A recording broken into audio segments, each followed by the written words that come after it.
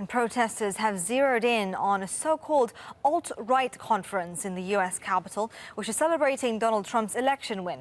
They accuse the National Policy Institute of promoting racism, but members say their movement is increasingly moving into political mainstream. Kristen Salumi has more from Washington, D.C. The alt-right is growing. The alt-right is real, and the alt-right exists in the real world. They call themselves the alt-right, but civil rights groups describe them as white nationalists.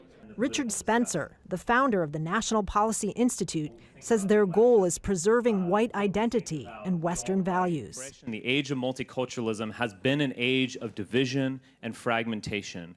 Let's become a nation again. With the election of Donald Trump, it's an idea no longer on the fringes, as can be seen with this White Lives Matter demonstration in Texas. Trump's appointment of Steve Bannon, who used to run the alt-right website Breitbart News, has given the movement legitimacy and is helping to attract new followers. The ideology of it is just to be able to actually have a voice for white people. It is kind of behind closed doors, and I'm hoping that with the election of Donald Trump and sort of everything coming out to light, that we don't have to be like this anymore. But the movement is also inspiring protests. The mainstreaming of the alt-right is exactly what these demonstrators are worried about, and they're not alone. Groups that monitor hate speech, like the Southern Poverty Law Center and the Anti-Defamation League, have all spoken out about the appointment of Steve Bannon.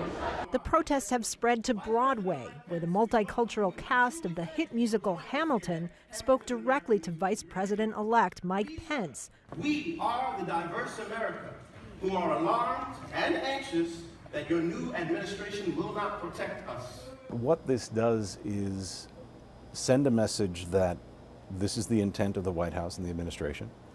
This is the intent of the government. This is who the government is for, white people, not black people, not brown people, not Asian people, not whoever, just this is who it's for.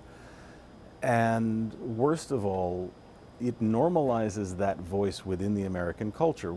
Spencer says Trump is the first step toward white identity politics in the U.S. I think moving forward, the alt-right can, as an intellectual vanguard, can complete Trump.